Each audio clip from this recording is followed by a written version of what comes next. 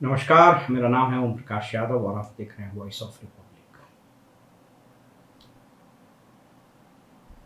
राष्ट्रपति के अभिभाषण जो संविधान की एक प्रक्रिया है, आर्टिकल 86 के तहत राष्ट्रपति दोनों सदनों को संबोधित करते हैं। उसके उपरांत धन्यवाद का प्रस्ताव सरकार की ओर से आता है और बहस की शुरुआत होती है। नेता प्रतिपक्ष के रूप में आज राहुल गांधी का पहला भाषण हुआ संसद में और इस भाषण ने राजनीतिक प्रेक्षकों, राजनीतिज्ञों, समाजशास्त्रियों, राजनीति की समझ रखने वाले लोगों, प्रेस और मीडिया में एक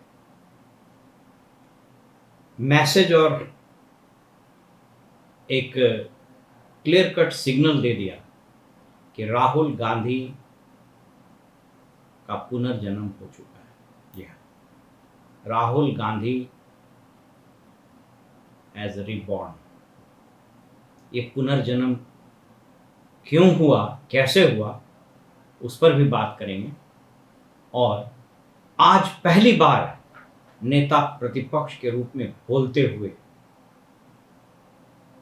सदन में सत्ता पक्ष यानी एनडीए और खासकर बीजेपी को एक तरह से हम लोग बिहारी भाषा में कहते हैं चौवा पर खड़ा कर दिया है। जो सत्ता पक्ष मोदी जी और बीजेपी और एनडीए ऑन द होल लगातार अटैक करता रहा पिछले 2-3 लोकसभाओं में, आज मामला उल्टा पड़ गया। आज डिफेंसिव मोड में पूरा सत्ता पक्ष था, इंक्लूडिंग स्पीकर।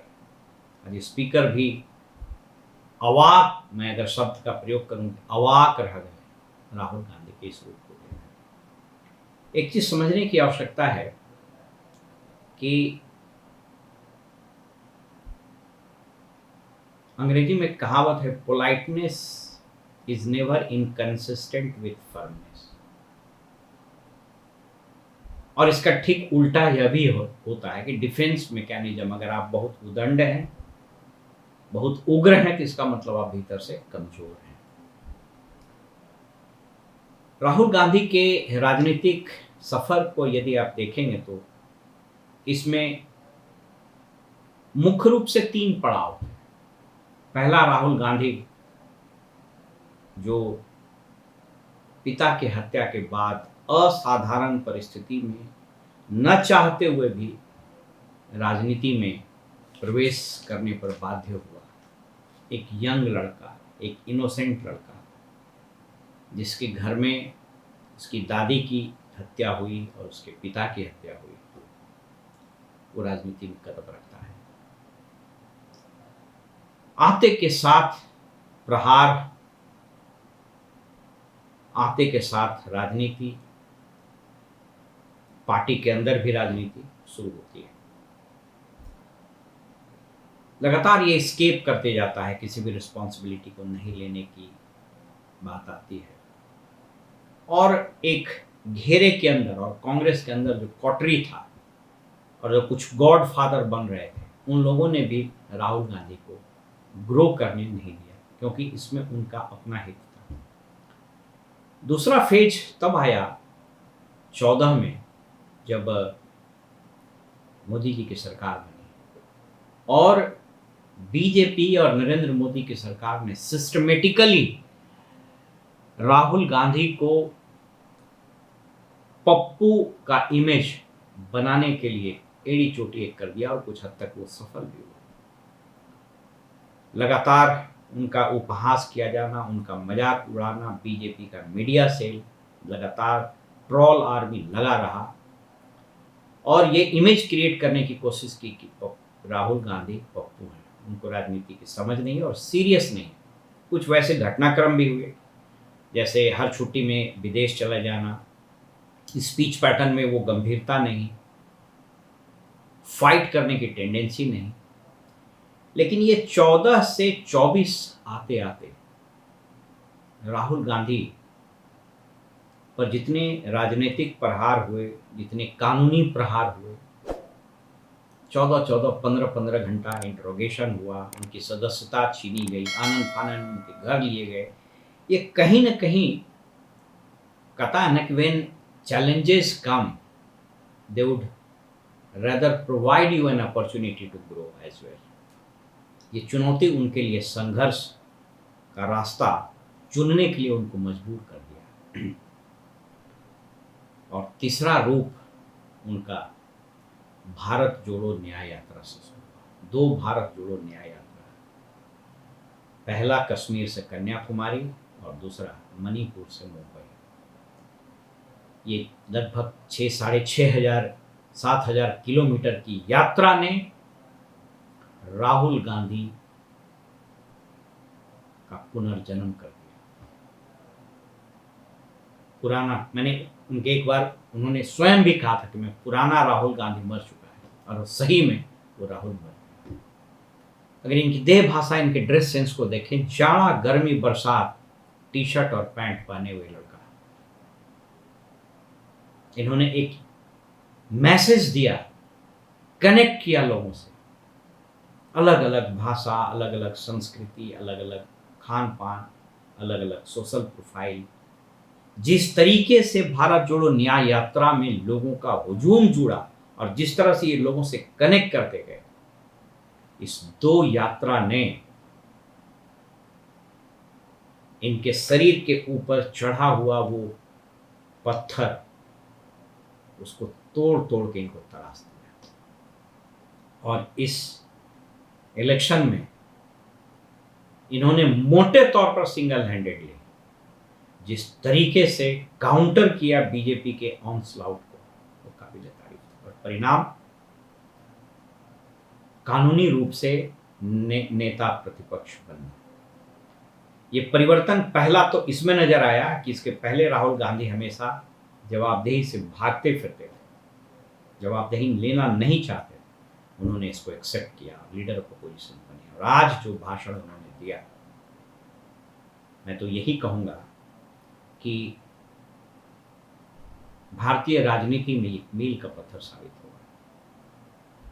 मुख्य रूप से इन्होंने 4 फ्रंट पर अटैक किए। पहला अटैक स्पीकर से ही शुरू हो गया और एक मनोवैज्ञानिक दबाव स्पीकर पर आ रहा है। जो वीडियो आप देखिए। When I shook your hand, you stood straight like this and shook my hand. And when Modi ji shook your hand, you bowed down and shook his hand. जो हमसे बड़े हैं उनको झुककर नमस्कार करो, मुझे यही सिखाया है, और बराबर वालों से बराबर का व्यवहार करो। कि इस हाउस में स्पीकर से कोई बड़ा नहीं होता। किस तरह से मोदी जी से मिलते समय स्पीकर बिल्कुल झुक जाते हैं और राहुल गांधी से मिलते समय मोटे तौर पर खड़ा होकर हाथ मिलाता है। और इस चीज का जब उल्लेख किया राहुल गांधी ने, तो काउंटर अटैक स्पीकर ने किया कि चूंकि वो उम्र में बड़े हैं इसलिए हम झुक गए, लेकिन शानदार तरीके से उन्होंने जवाब दिया कि स्पीकर प्रजातंत्र का और पार्लियामेंट का, संसद का फाइनल आर्बिटर होता है, इसलिए आपको किसी के सामने झुकने की जरूरत नहीं है। और उसके बाद अचानक स्पीकर बैकफुट पर आ गए और वो मनोवैज्ञानिक जो प्रहार हुआ, स्पीकर बैकफुट पर लगातार बने रहे। इसके बाद उन्होंने मुख्य रूप से 4 मुद्दे उठाए। पहला मुद्दा उठाया जिसको बोलते हैं कि उसी के हथियार से उसी पर वार करना। जिस धर्म को, जिस ईश्वर को सहारा लेकर बीजेपी अटैक करती थी, आज वहीं से इन्होंने अपनी बात की शुरुआत की। भगवान शिव का तस्वीर दिखाते हुए इन्होंने कहा कि हर धर्म टॉलरेंस, नॉन वायलेंस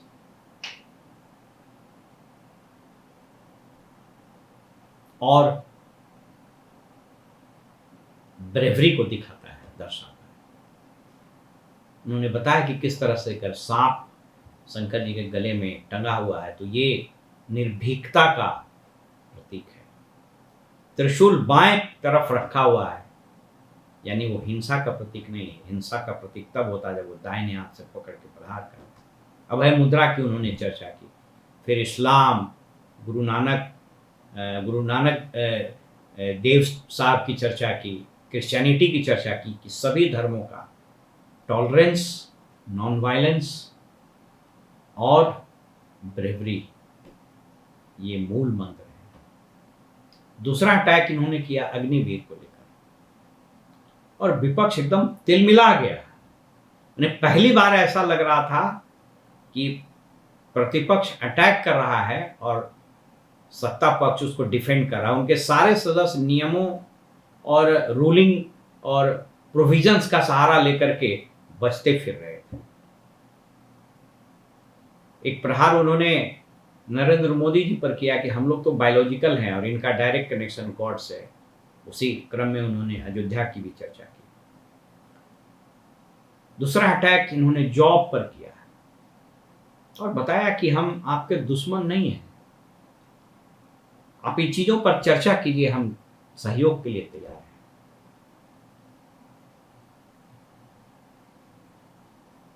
तीसरी चर्चा हुई